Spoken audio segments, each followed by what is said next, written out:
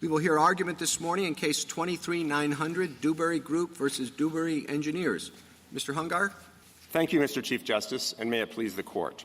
The Lanham Act authorizes disgorgement of the defendant's profits. Petitioner is the only defendant in this case, but it had no profits to disgorge. So the courts below ordered Petitioner to disgorge the profits of its legally distinct affiliates to the tune of $43 million. Nothing in the Lanham Act authorizes that blatant disregard of corporate separateness. Under the Act's plain language, a defendant's profits do not include the profits of separate corporations. A respondent asserted a, quote, collective economic enterprise, close quote, theory, persuading the courts below to treat Petitioner and its affiliates as a single corporate entity so as to attribute the affiliates' profits to Petitioner. That's classic disregard of the corporate form, yet both respondent and the courts below disavowed any claim of veil piercing. Instead, the Fourth Circuit relied on its notion of equity to justify the single corporate entity approach. But that assertion of unbounded equitable authority violates the maxim that equity follows the law, including the best foods presumption of corporate separateness. It also contradicts the equitable principles that disgorgement is limited to the defendant's profits, not those of affiliates, and does not allow penalties like the award here. For precisely those same reasons, respondent fails in its attempt to justify the award by distorting the just sum provision. Starbucks held that the word just in a remedial statute incorporates traditional equitable limits. So rejection of the Fourth Circuit's rationale as contrary to equitable principles and the best foods presumption necessarily leads to rejection of respondent's just sum argument as well. Courts don't respect corporate separateness by treating the rental profits received by separate corporations from their own properties as if they belonged to the defendant. The disgorgement award is unlawful under the Lanham Act and should be reversed outright. I welcome the Court's questions. These separate corporations have the same owner, right? Correct. Would it make any difference to your argument, or what would your argument be if this were in a partnership form? Well, so in the Liu case, which recognized many of the principles that we're advocating here today, the Court said that partnership is an accepted basis for joint and several liability, even in the disgorgement context. But there's no proof or allegation here of partnership, and that theory was not. So your argument basically relies on, it's more of a formalistic argument. It relies on the fact that these businesses that are owned by one person are in a separate corporate form as opposed to partnership or sole proprietorship. Correct, and that is the fundamental principle of corporate separateness that this Court has recognized in numerous cases. The Dole Foods case we cited in our brief, the Best Foods case itself, because of a long tradition of history and reliance to the tune of billions, if not trillions of dollars in corporate America, relying on the principle of corporate separateness and its recognition by the courts. The Court said in Best Foods that unless Congress directly says otherwise, corporate separateness is the norm unless you can prove the normal grounds for disregarding separate corporations, which respondent disavowed doing here. Well, I think the courts below thought that this looked, if you got past the form, again, there's a comparison between partnership and corporate form, but it seemed as though the court was saying, look, this is one business, and we'll treat it as one business, and we'll ignore the corporate form of the separate businesses owned by the same person. But, Your Honor, there are recognized principles and rules that govern the circumstances in which the corporate form will be disregarded, and respondent and the courts below expressly disavowed any reliance on those accepted principles. At trial, the respondent's expert who presented this single economic enterprise theory was asked, you're not alleging that there's some sort of abuse of the corporate form or fraud or anything. Answer, no. That's at Joint Appendix 67. The district court made clear plaintiff did not allege alter ego liability and said that's of no moment. That's at 86A of the petition appendix. The Court of Appeals said rather than pierce the corporate veil, the district court adopted its single economic enterprise theory at petition appendix 43A.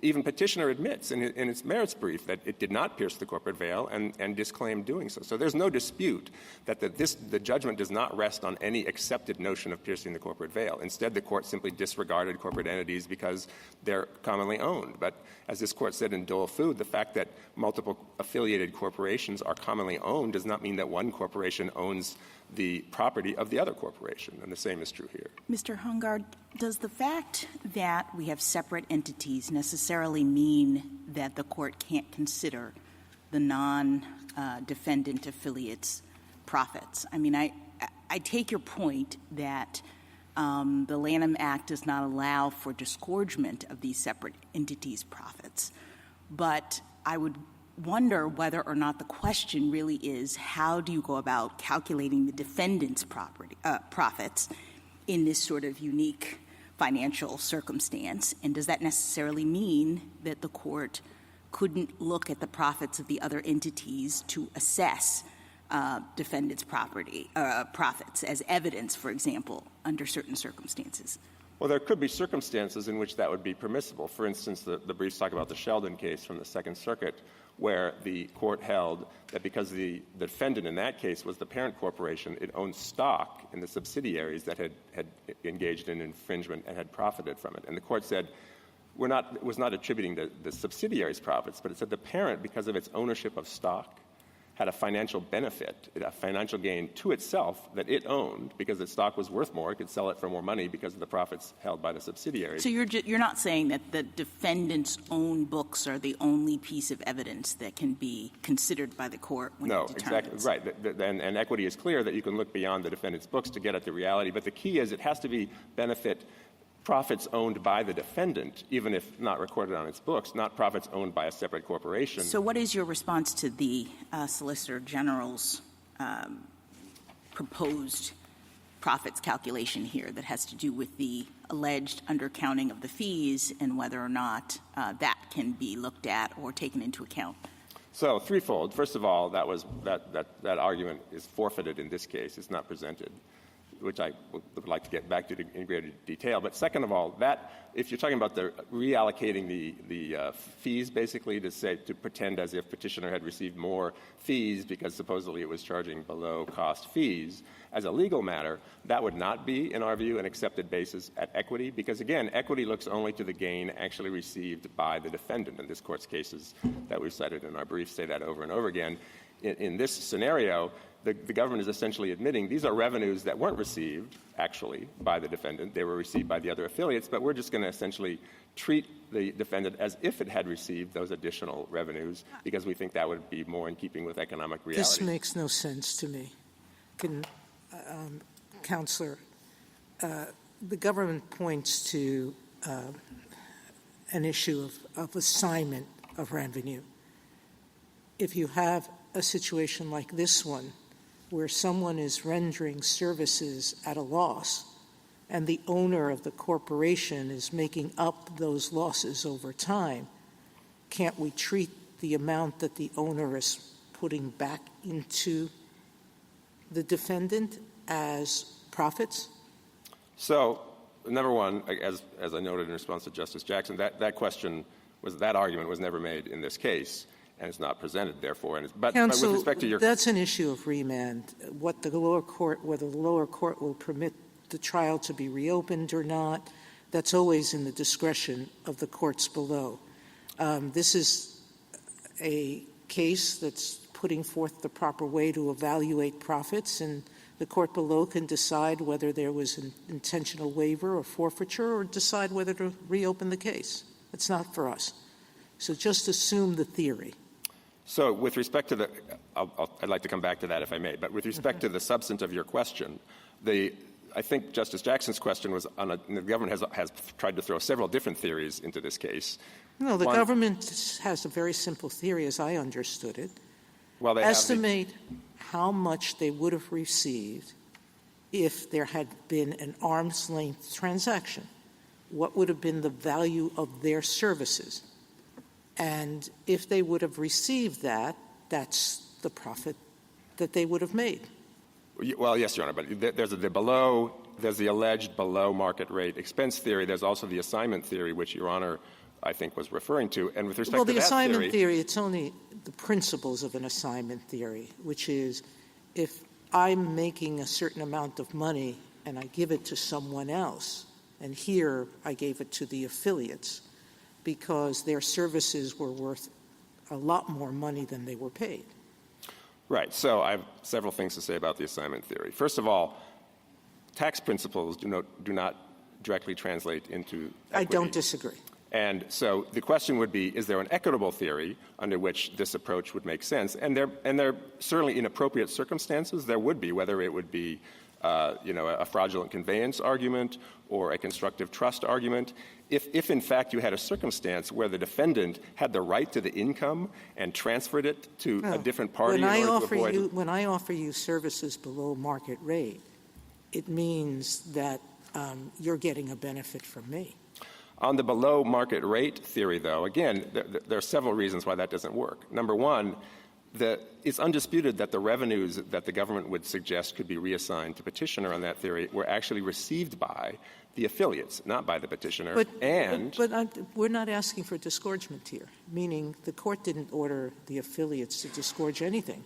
Right, but they ordered this defendant to pay a certain amount, and that certain amount is what they received or should have received in value for the services they rendered. Right, but the should have received is the problem, because this Court has said over and over again in the disgorgement context in applying equitable principles, Coop against Royer and the Keystone case and the Livingston case and Rubber Company all recognize that the question is the actual profits actually received by the defendant, not the profits not possible profits that the defendant could have received if it had structured its business differently, if it had made better deals. Those cases all stand for the proposition that it's actual profits, not possible profits, and that's because of the theory of disgorgement, which is to deny the defendant the benefits it actually received from the wrongful conduct. If it didn't actually receive them, even if it's because it made a bad deal, you don't disgorge those from the defendant. And again, this Court has said that over hundreds of years in the equitable context, and the same is true here. The other problem is simply a factual problem. There's no finding and no basis for a finding on this record that petitioner was actually charging below market rates to the affiliates, because it's important to understand the petitioner was also providing substantial services, non-infringing services, to its shareholder, to his charitable foundation, to other entities. That's undisputed. The Court of Appeals recognized this at PEDAP 4A and 45A. The petition respondent's expert testified to this effect at the trial, that there were substantial non-infringing services to Mr. Dewberry separate and apart from the services being provided to the affiliates. That's at Joint Appendix 142, 193. Respondent made the same argument at 316 and 318 of the Joint Appendix. So it's clear that a substantial amount of the costs incurred by petitioner were not relating to the infringing services allegedly provided to the affiliates, but rather to independent service. So you can't just infer from the fact that they had losses that they were charging below market rates. But again, the fundamental problem, and if I may, I would like to just point the Court back to the petition. The fundamental problem with all of these arguments that respondent and Counsel, petitioner— you've answered my question. I'd like you to finish it. Thank you. Yes. In our petition, we made perfectly clear not only that this was a zero profits case, but that was a particularly good reason why the Court should grant cert in this case, because it presented this issue, the legal issue, so nicely and cleanly. So at Petition 5, we said petitioner had zero net profits. At Petition 8, we said, as petitioner explained, the record showed that the infringement generated zero profits for petitioner. At page 10, we said the same thing. At page 15, we said this case is an ideal vehicle. Why? Petitioner itself obtained zero profits. At page 35, we said few, if any, cases will likely present the issue so starkly or so cleanly. Petitioner generated zero profits, which eliminates any need to calculate or apportion profits attributable to infringement. And respondent never disputed those factual assertions in its brief in opposition. Under this Court's Rule 15, those issues are not in the case. There's no need for a remand to address issues that were waived in the brief in opposition. And this Court should enforce its Rule 15, because otherwise you're inviting respondents and the government to try and throw issues that aren't in the case and distort the question presented, and that is contrary to this Court's Counsel, own I guess sorry. Go ahead. I was just going to say, I guess that makes perfect sense to me in the world in which the defendant is the only entity. And when you have a situation in which there's a defendant who is operating at a loss, they make no profit, they may infringe, but under the Lanham Act, only profit is disgorgeable, and there we are. The concern, I think, and maybe this is what motivated the district court and the lower courts, is that we do have a constellation of entities all owned by the same individual. The others are profiting. So it is just the structure of this financial arrangement that is avoiding the ability for recovery under the Lanham Act. And it seems to me that in a situation like that, that is sort of where equity is supposed to be coming in to ensure that a violation has a remedy. And, Congress uses the term equitable nature of remedy is in this statute. And so I just worry a little bit about allowing for defendants to essentially evade responsibility for infringement by setting up corporate structures such that only that the defendant proper is not, quote unquote, profiting. So two responses, Your Honor. First of all, it's undisputed. Both respondents' expert and petitioner's witnesses testified that this structure is a common, typical structure in the real estate industry. That's at 46 and 91 of the Joint Appendix. And this long predated the alleged infringement. So there's no claim or evidence that this was somehow set up to evade proper relief. And secondly, the equity does provide, in appropriate circumstances, a remedy for precisely the problem you are addressing. There's piercing the corporate veil, alter ego, agency theory, any number of theories that, and you can just sue the additional companies if you think they're involved in the infringement and can prove secondary liability, vicarious liability, or direct liability. So there are all sorts of things that respondent could have done in order to pursue the other affiliates if it thought it had a basis for doing so. It simply made a tactical decision not to do it, and this Court should not try to fix the respondent's tactical error. Counsel, let's say I have a contract with somebody under which, total stranger, he would pay me $500. But it turns out the services that I provide are actually worth $1,000. He pays the $500. But then a year later, he gives me another $500, looking at the worth of the services and just thinks that that's fair. Now, could a court determine that my gain from that transaction was actually $1,000 rather than just $500? I think it could. I mean, if that conduct were infringing and the Court could conclude that the defendant's total profits from that infringing conduct was $1,000, well, yes. I wasn't talking about infringement at all. I just mean the concept that you can have profits from a contract even if the compensation exceeds what was required under the contract for a variety of circumstances. Here, yes. A situation that the party considered it was fair. Yes. So why can't the Court treat the $23 million of capital in this case under the same principles?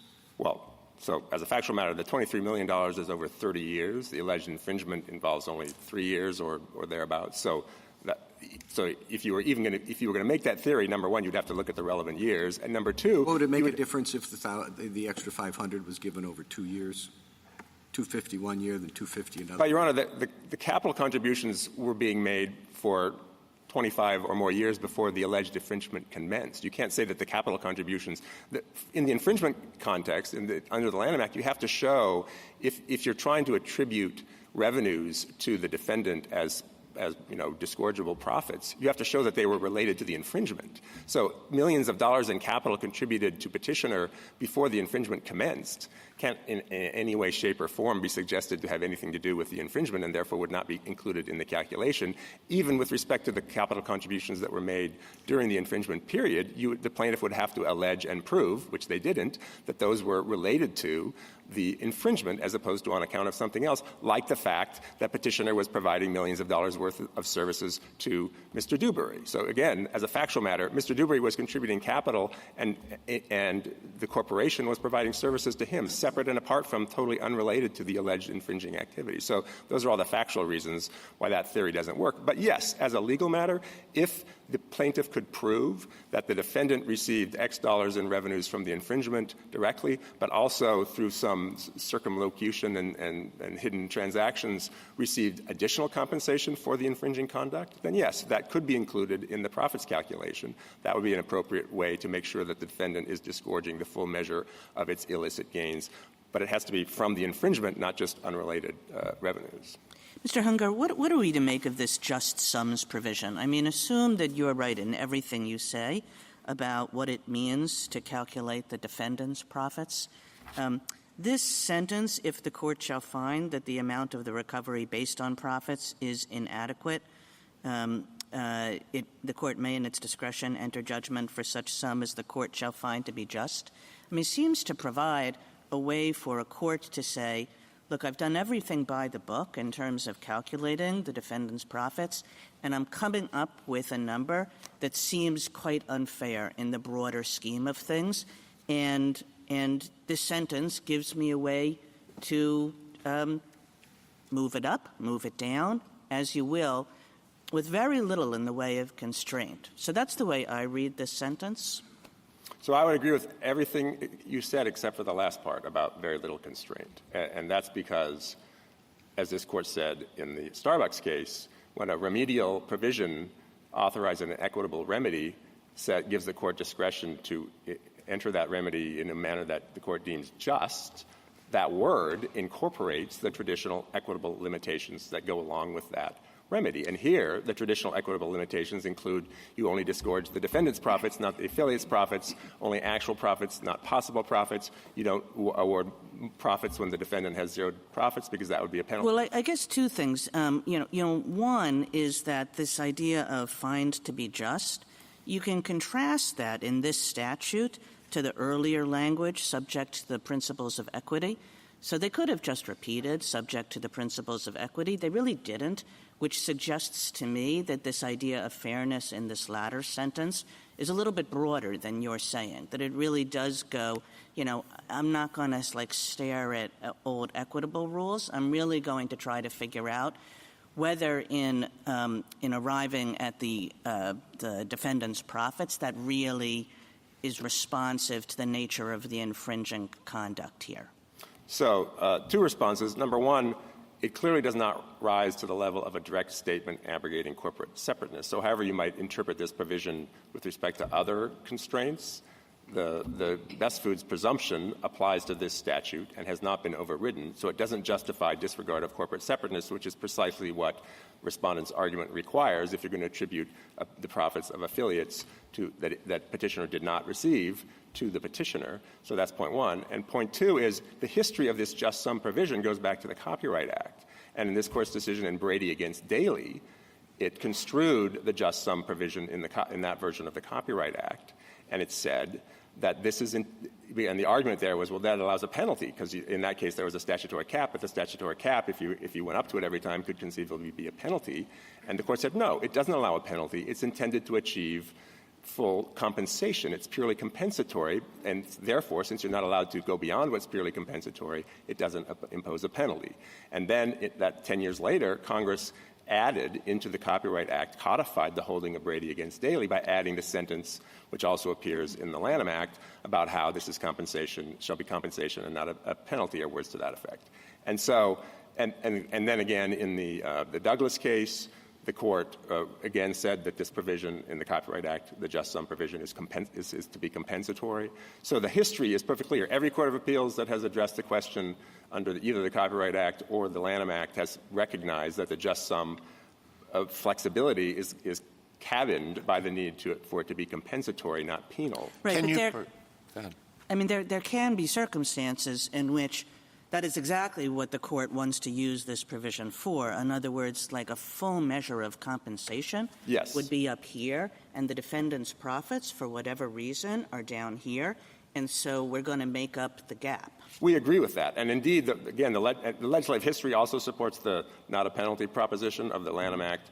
But the interpretation in those cases that I mentioned of the just sum provision was that it's primarily intended to address circumstances where what you can prove as profits or damages under the normal approach is insufficient because of evidentiary weaknesses and the like. It could also address circumstances like the one I was addressing earlier, where the defendant had an unrealized gain. Their stock value, the stock that they owned was worth more, but they hadn't sold it yet.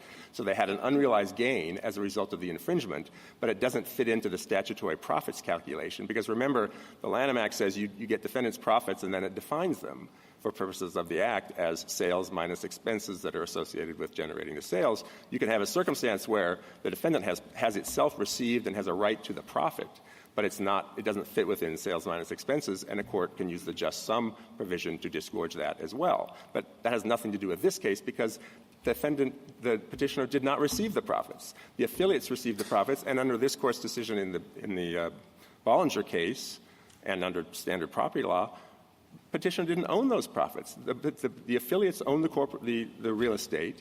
They're the lessors. They're entitled legally to the rents under the Bollinger decision. And the fact that a service provider helps a business earn its rents doesn't mean that the service provider is entitled to those rents. Thank you, counsel. Justice Thomas? Justice Alito? Justice Kagan? Justice Gorsuch? Justice Kavanaugh? Yes, I have a question. Your answer to the Chief Justice's question made me think that maybe at least I need a better handle on the scope of profits from the infringement here. You say it has to be from the infringement. So what happened here, and we've sort of skipped right into calculation of damages, but can we back up for a moment?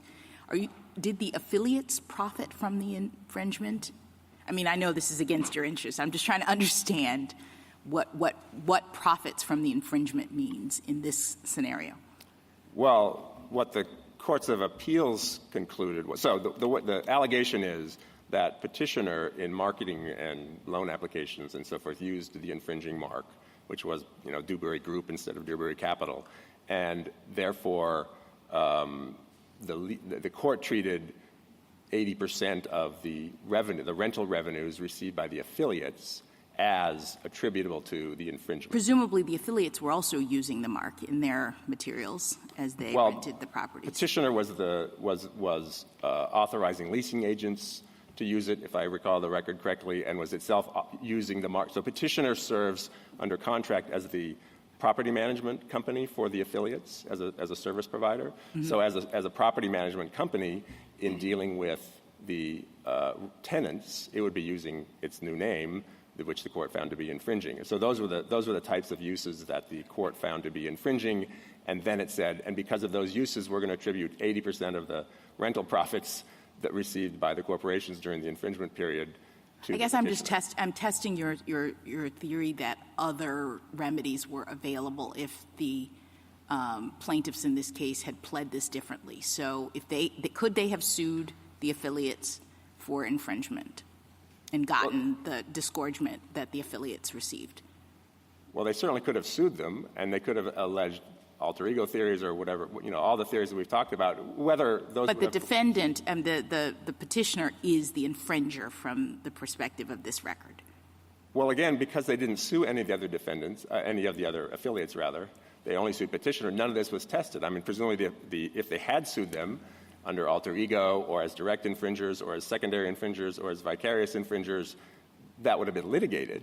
And we don't know how that would have resolved. I assume that my client would have resisted those claims, but how it would have come out, we don't know because respondent never brought those claims. And again, it's not this court's role, I submit, to try and re-inject into the case new theories that have been forfeited and waived at the petition stage. Thank you. Thank you, counsel. Mr. Crown? Mr. Chief Justice, and may it please the Court, I'd like to pick up on some of the questions from the bench, which I think gets to the intuition that there are core, longstanding principles here. We see two of them. The first is that courts typically treat corporations as distinct entities, and the second is that a court, when ordering a defendant to relinquish its ill-gotten gains, is not bound by the defendant's self-serving ledgers.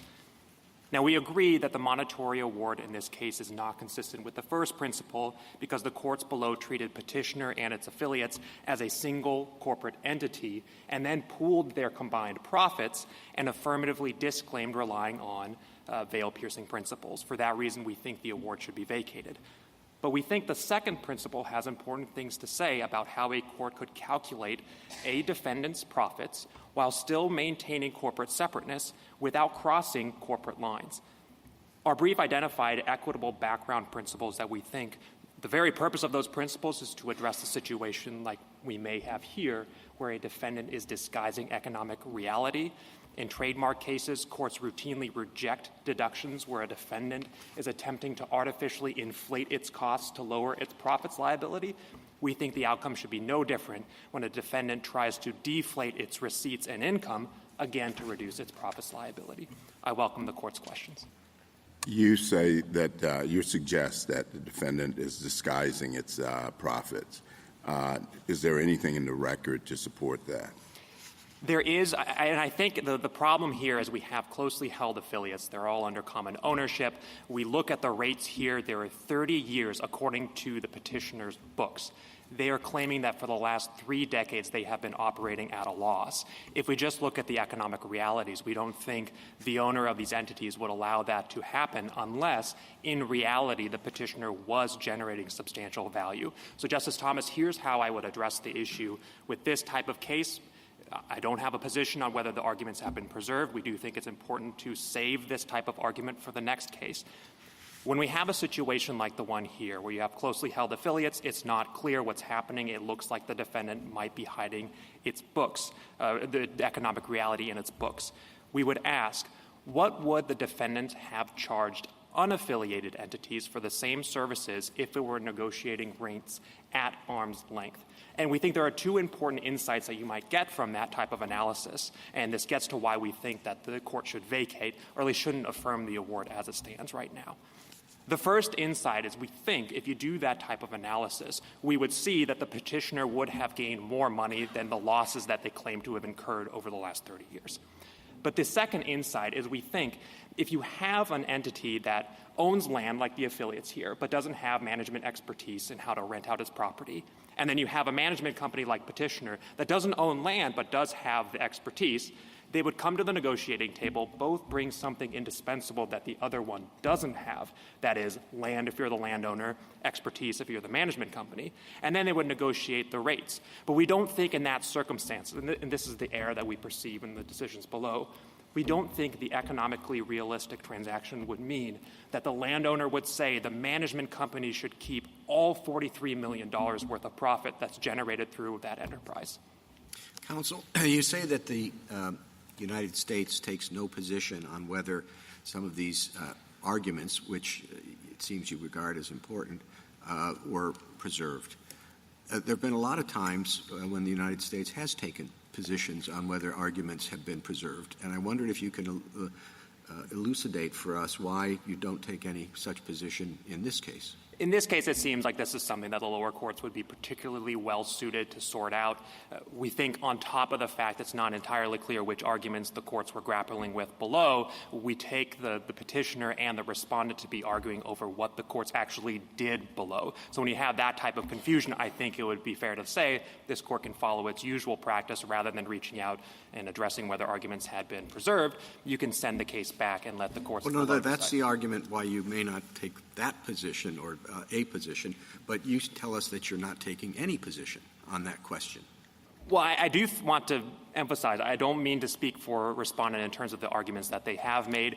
Again, we don't think it's necessary for this court to decide whether the arguments have been preserved in terms of the outcome of this case. We do think there was an independent error in the profits award that was granted in this case. We think that there are other potential avenues that could have been pursued, may have been pursued, to get at the same number or a similar number on remand. Again, for purposes of the question presented before this court, we don't think you have to get into that. I actually take the arguments from both sides to vehemently agree on the answer to the QP itself, that is, whether you can order a defendant to disgorge the profits of a non-party separate entity.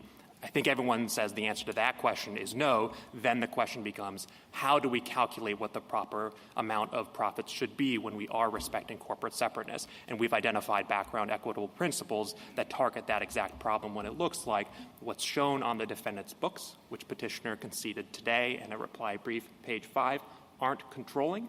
There are various tools available to the court to sort out that type of problem, both in equity generally and in the trademark context. Well, if the judgment at issue cannot be sustained on the ground that was adopted by the Court of Appeals, why would we go further and say, but there's this other theory that might have provided a basis for some relief, and we don't know whether it was preserved, but we're just going to tell you about this theory and send the case back for the court to decide whether to apply the theory in this particular case? Why should we do that?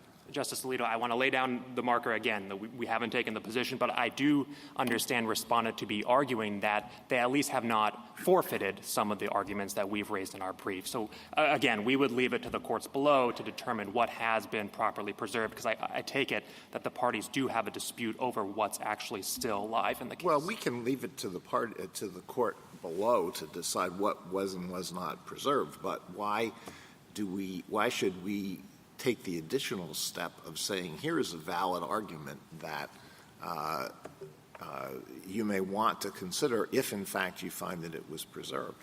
Justice Alito, if you think that is untoward, I think we would be happy with an opinion that answers the question presented and then makes clear that you are not foreclosing the other arguments that might be appropriate under the right factual circumstances and subject to party presentation principles. I think we could live with that. Our modest submission here is whatever the court says in the opinion, it should not reach out and foreclose the other background equitable principles and arguments that we've identified in our brief. I think that would be the part that we would care about. But when you say not foreclose, just to follow up on Justice Alito's question, it seems to me, I read, and Respondent can say if he sees it differently, I read there to be vehement agreement on the QP, the narrow QP too as well. So why wouldn't the government be satisfied with our just answering the QP? It seems to me that could be a pretty short opinion.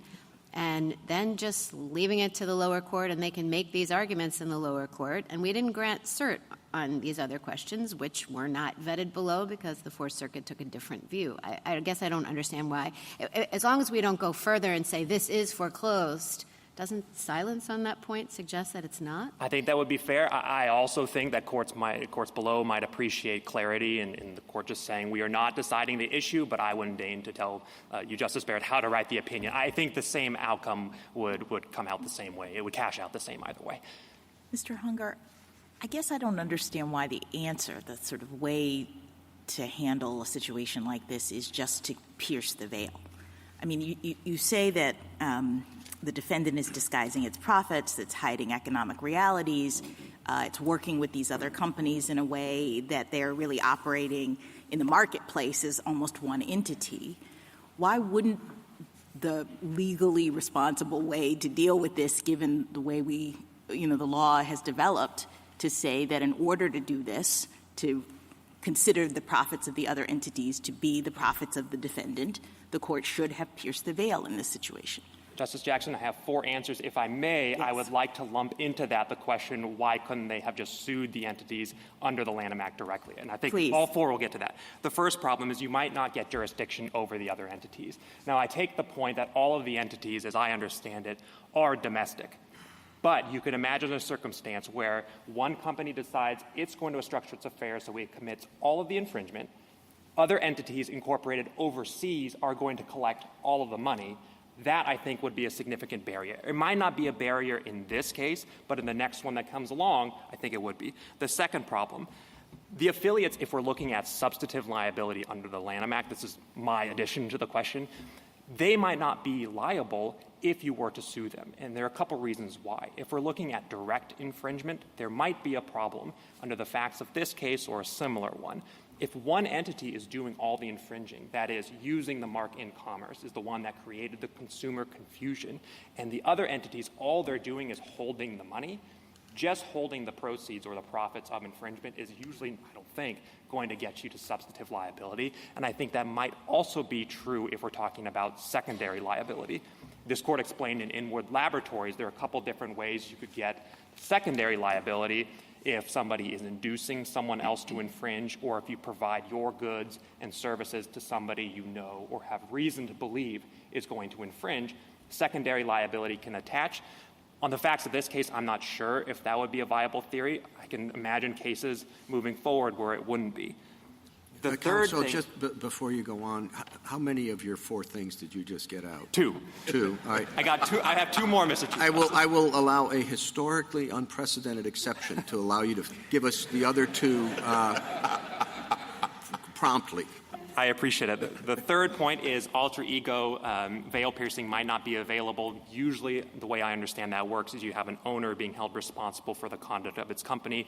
What I understand to be the case here is all of the entities are horizontal. That is, they don't own shares in each other, so veil piercing might be a problem. The fourth thing is we think the risk of disguising profits or manipulating your books is especially acute when you have all these entities that are closely held under common control. It's really tough to sort out what's actually happening on the ground, and veil piercing or substantive liability might not get at that problem. Thank you, Justice. Thank you, Mr. Chief Justice. Justice Alito?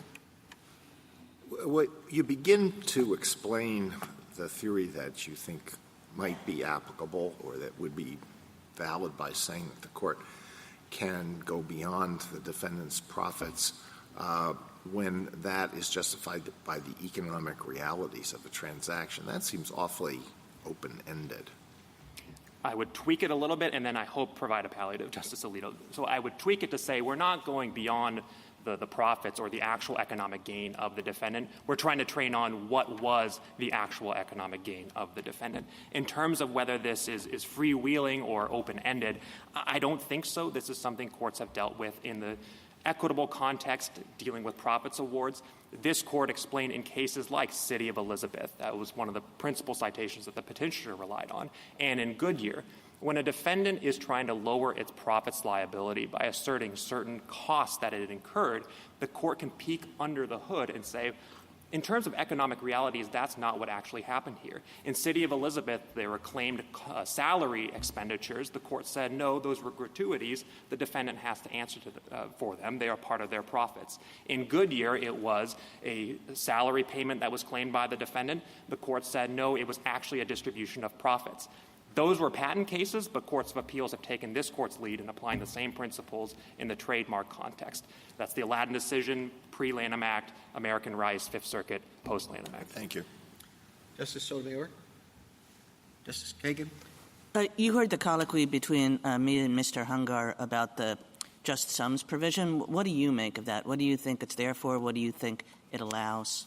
The first thing I will say is I think I heard petitioner agree that that provision allows the full measure of compensation to the plaintiff. We agree with that. Now, yeah, I took that to be what Mr. Hungar said, too, that there's sometimes that there's a delta between what you arrive at through the profits calculation and what you understand to be the full measure of compensation for the plaintiff, and this allows you to close that. Right. And I would say 2 things. I think to the extent the petitioner is arguing that this is really just a proxy for the compensation that the plaintiff lost, we think the better proxy here would be our theory. That is, what would the defendant have charged at arm's length in providing services to unaffiliated entities. The other thing I would say is I take the point that the court might think what's happening here is not exactly strictly profits in the sense of sales minus costs, but we do think the just sum provision can address this type of situation. So just to spin this out a little bit, Mr. Chief Justice, I will be quick.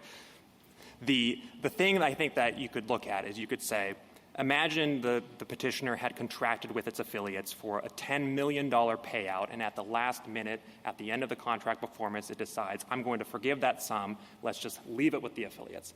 I don't think we would be having a debate whether that was the profits of the defendant. That's classic anticipatory assignment.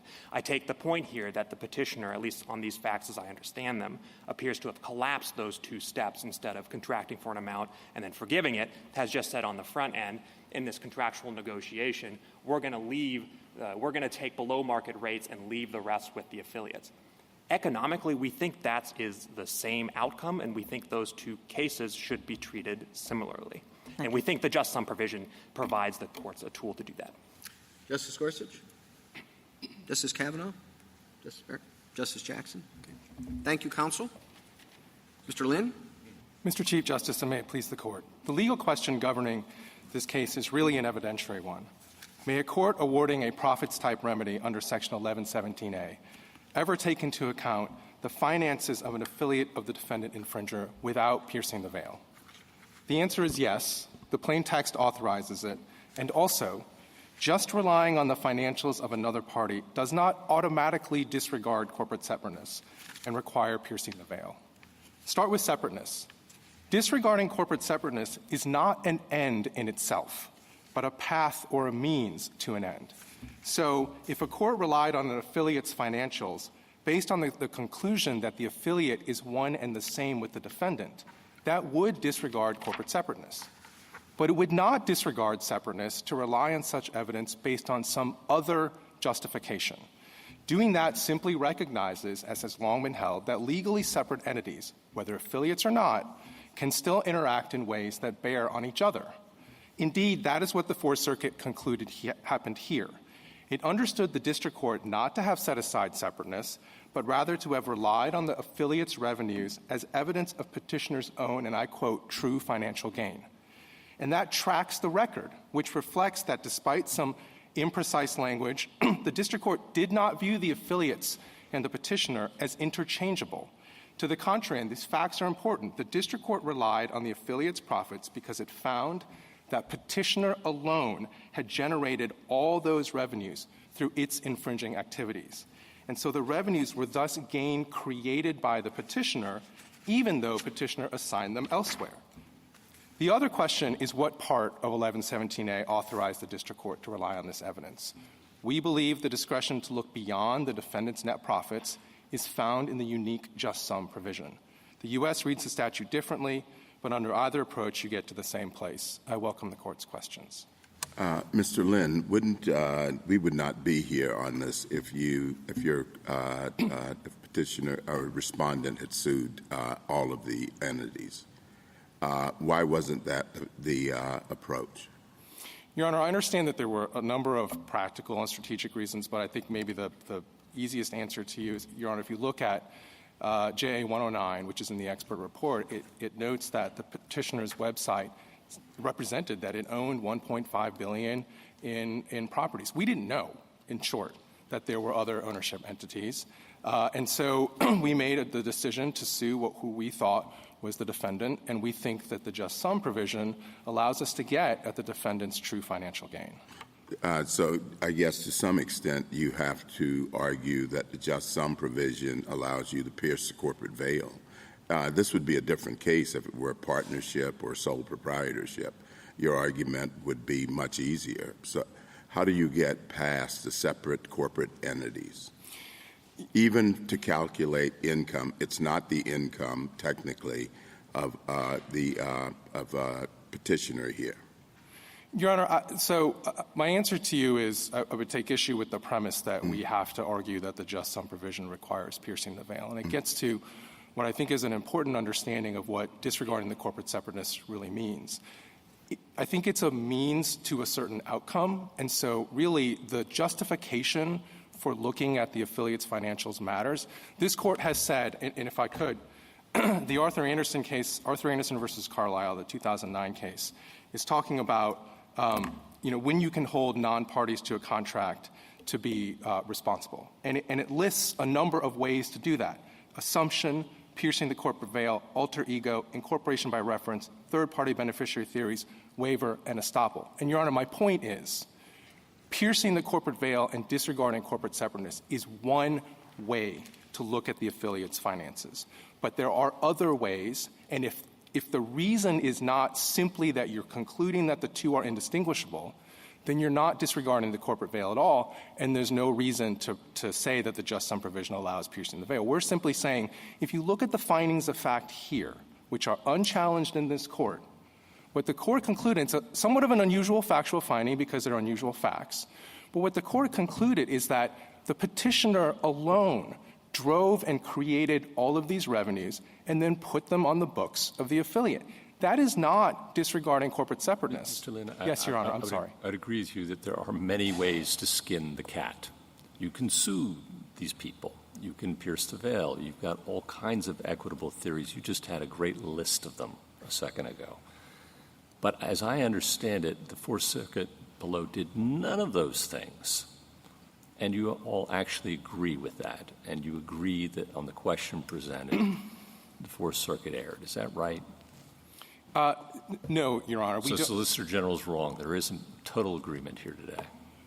There is total. So if I can answer that two ways, there is total. And pick one. Maybe I can combine them into one answer. Give me your best. There is total agreement that you cannot include in the judgment the affiliate's profits as the affiliate's as profits. such, yes. Right? Because that would be saying we need that some other theory to get there. You need some other reason unless you're going to pierce the veil. Right. And we would say that other reason exists here. Okay, but that didn't happen below. That's not on which the judgment rests in the Fourth Circuit. And so perhaps, maybe you preserved the arguments, maybe you didn't. The Solicitor General doesn't know. And maybe the best thing in those circumstances is for us to vacate and remand, allow you to try again. And so what I would quarrel with, Your Honor, is that there was no other reason on which the judgment below was based. I think if you look at Petitioner's Appendix 43A, what the Fourth Circuit says is we view the district court's decision differently. Rather than pierce the corporate veil, rather than disregard corporate separateness, the court considered the revenues of entities under common ownership with Dewberry Group in calculating Dewberry Group's true financial gain. And that's a quote that Petitioner assiduously leaves out of any of their pleadings. What the Fourth Circuit's basis was that it did not understand the district court to have just viewed the affiliates and the defendant as a single entity. I think what Mr. Hungar would say to you is that's a nice little snippet, but there's no work there. That it appears that the court just treated the affiliate's profits as the defendant's profits, pretty much full stop, and that's a mistake.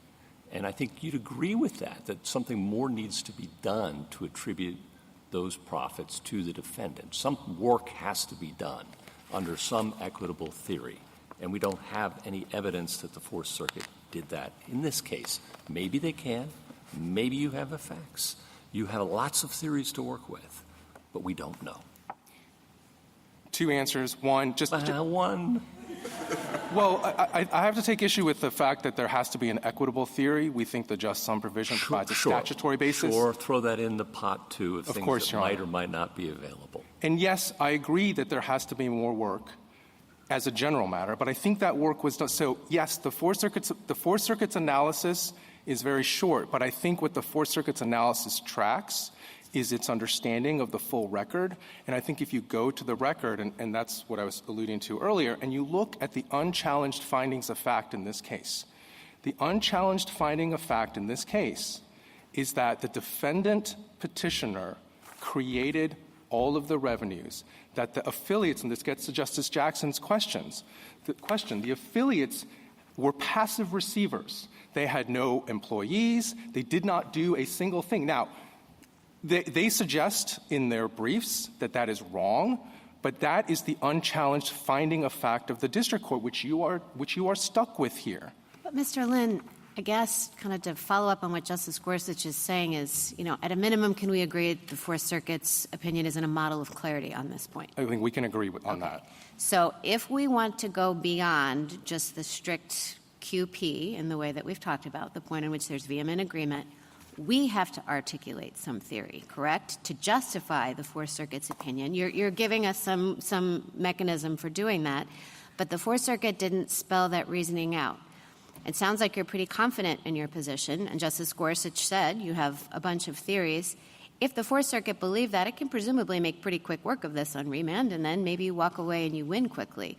But we would be kind of wading into uncertainty if we spell out all of those theories that the Fourth Circuit never addressed. I understand the question, Your Honor, and here's how I would respond to that. I think if you conclude, a majority of this Court concludes, that you're uncertain about what the Fourth Circuit did, whether the record supports the idea that there was no disregard of corporate separateness, then I do think that you should vacate and remand and allow the lower courts to spell out what they did and whether that was permissible. But I think, Your Honor, if you agree with us that the record is clear on its face, and we think that I think if you look at the unchallenged factual findings, I don't think there's another way to read the record. And I think if that's true, then you do have to go on and address the other. So you would say, like, is this kind of a quibble between a vacate? If we have uncertainty about the Fourth Circuit opinion, you're just trying to make sure we vacate and remand and not reverse? Is that kind of... Well, yes, Your Honor. I mean, I don't think that this Court should reach out and decide what the amount of the judgment should be, which I think is what you would have to decide if you were to just straight up reverse and not allow any further proceedings below. I think if you have uncertainty as to what the courts below did, then I think the answer is you could decide the QP. I think you could provide some further guidance.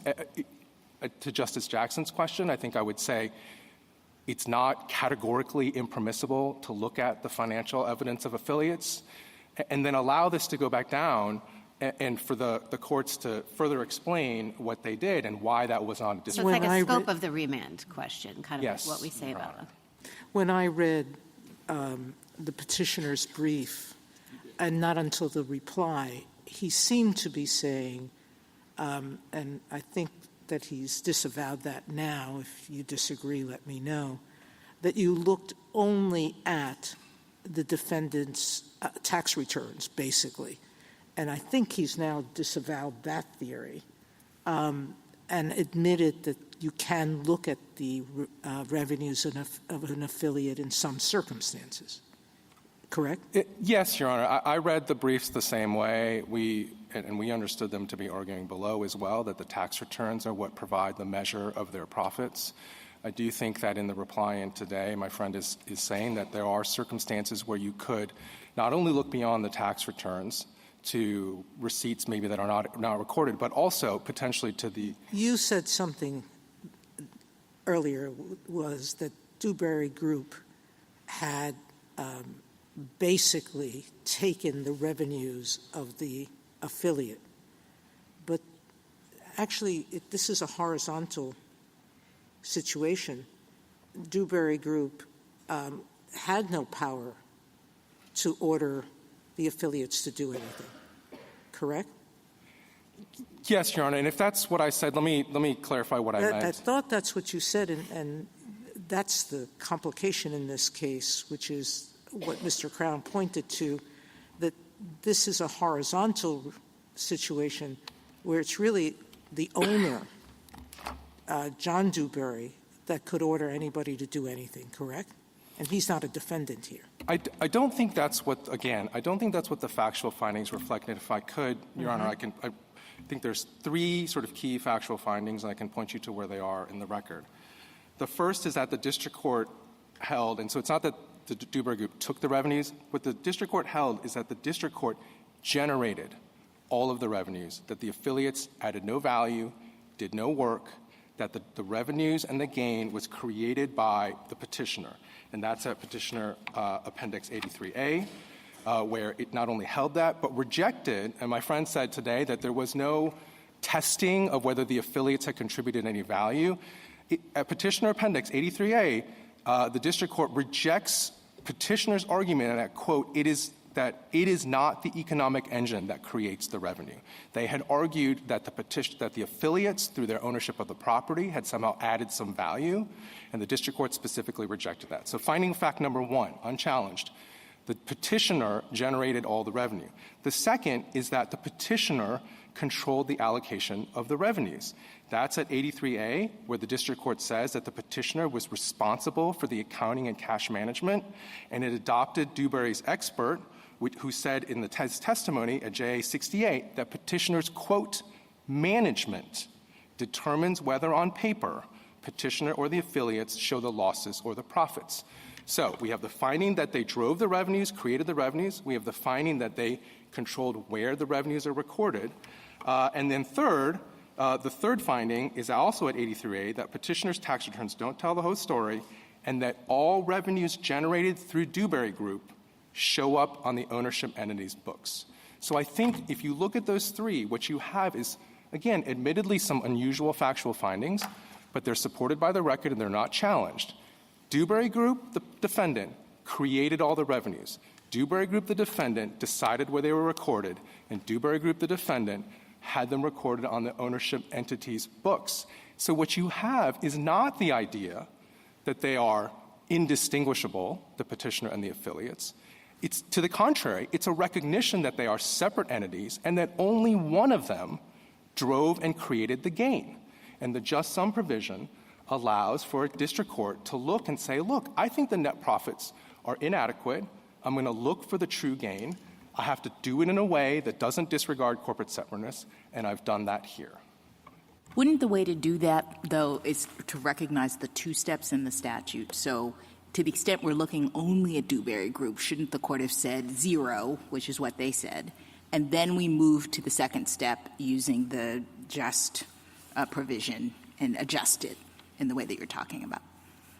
And I think it did do that. Again, I think if you look at, if I can remember where, I think if you look at, I think it's 83A as well. What the district court says is 84A.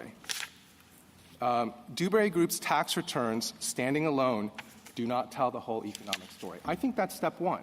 I think they were the district court was presented with the notion that the profits are 0 based on the tax returns, and the district court said that doesn't tell the whole economic story.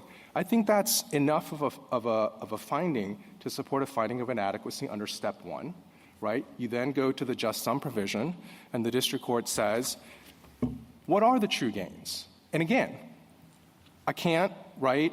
You can't disregard corporate separateness. You can't simply say they are indistinguishable entities. But if there's evidence that the true gains are a certain amount, I can look at the financial records and determine that. And here, again, the unchallenged factual finding is that the petitioner created all of the revenues. This case might seem a little bit less unusual, to be honest, if the finding were that the petitioner created half the revenues, right? 25% of the revenues. Then we would have a much smaller just sum judgment. And I don't think anybody would be saying, wow, this number looks a lot like the full amount of the profits. But the reason that we have what kind of appears like an unusual outcome is because we have unusual facts and an unusual factual finding.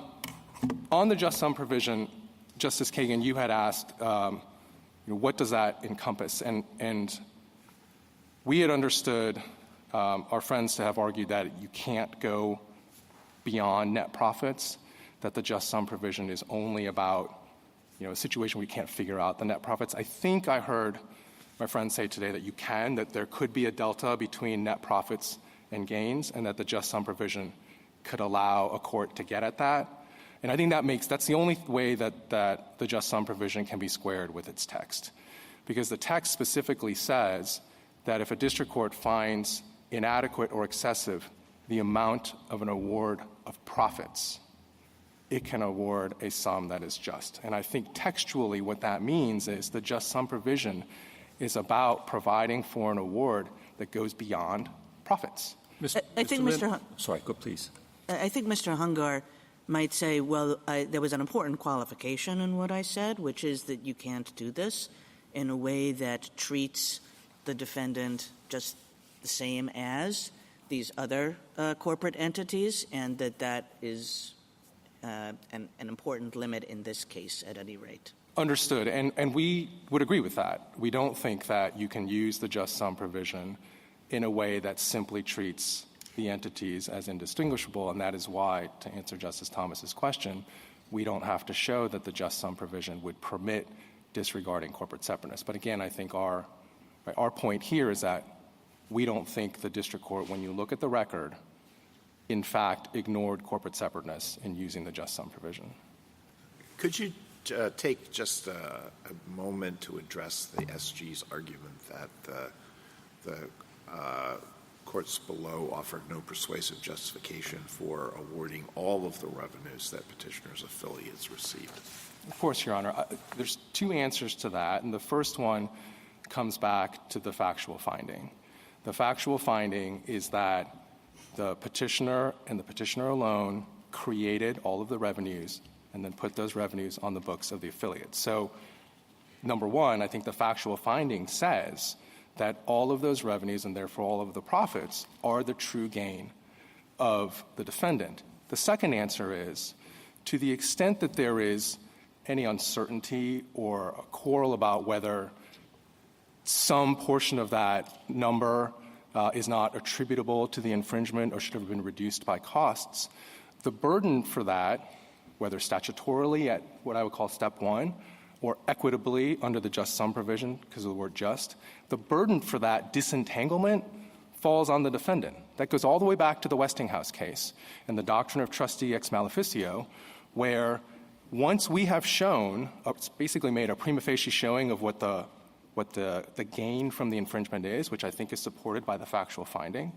then the burden of disentangling anything that we might not be entitled to, that falls on the trustee, right? That's the doctrine of accounting of profits. And they, again, as the district court and the Fourth Circuit recognized, they refused to engage with that because they simply said, we don't think any of these affiliate profits have any relevance whatsoever to what our true gain is. And so that risk falls on the defendant. Thank you, counsel. Justice Thomas, anything further? Would it matter in our consideration of whether or not the affiliate income should be counted that the affiliates, that this practice is typical or atypical in the real estate industry, or whether the tax assessed by the say the IRS reflects your thinking or that of Mr. Hungar? In other words, that the affiliates pay separate tax, or that this is typical practice in the real estate industry to keep the businesses separate? Your Honor, I think the short answer to your question is I don't think it should particularly matter. I think the question here is whether, who drove the revenues. And, you can have separate entities where maybe the affiliates are doing more work in a different case than in this case. And, again, that gets back to my explanation before about why this judgment might look a little bit unusual, but that's because the facts here were that this petitioner drove and created all of the revenues and then put those revenues on the books of the affiliate. Justice Alito? Justice Sotomayor? Justice Kagan? Justice Kavanaugh? Justice Jackson? Would piercing have been an option here for the court from your perspective? The SG came up with a number of reasons why piercing wouldn't have resolved this issue. Your Honor, I think you may appreciate that I'm hesitant to commit one way or the other. I don't want to prejudge whether piercing could be shown or not. Our position was that we didn't have to do it, right, and that the just sum provision would amount for it. I think if this were to go back and there was a contention, if the Fourth Circuit concluded or the district court that the just sum provision couldn't be used in this way, we would then address that question. Thank you. Thank you, counsel. Thank you, Your Honor. Rebuttal, Mr. Hungar? Thank you, Your Honor. So with respect to the argument that petitioner generated the profits, as a matter of law, the fact that a corporation, through its employees, agents, or independent contractors, as here, uses other people to generate its profits does not mean that those service providers own the profits so generated. This court held precisely that, even in the tax context in Commissioner against Banks, at the government's urging. The argument there was that the lawyer who generated the proceeds of the lawsuit, who did all the work to make that lawsuit profitable, was the owner of the income that was shared, that had been assigned to him. And the court said no. The owner of the property, the cause of action, owns the proceeds of that property, the settlement award, and the fact that the lawyer did all the work doesn't mean that he's the owner or the recipient of the income. That's why the taxpayer, the owner of the claim, had to pay taxes on the full amount. Precisely the same is true here, and for every corporation. Every corporation generates its profits through the work of agents or independent contractors, but that doesn't mean that the independent contractors own the profits. The affiliates own the property. They are the lessors. They receive and are legally entitled to the rents. So you can't treat those rents received by the affiliates on property that they own as if those rental proceeds were owned by petitioner without disregarding the corporate form on one of the many grounds that one could have done that. The problem is they didn't do that here. So the argument about who generated the profits proves nothing. And this court's decision in Banks and Bollinger established precisely that.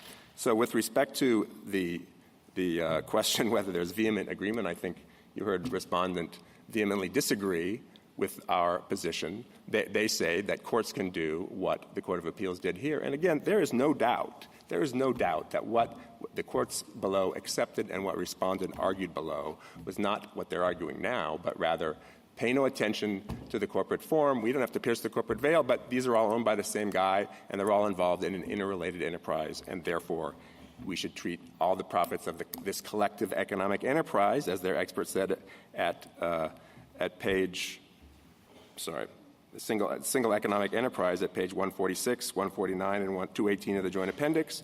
They argued collective economic enterprise in their proposed findings, 319, 322, 325, and so forth.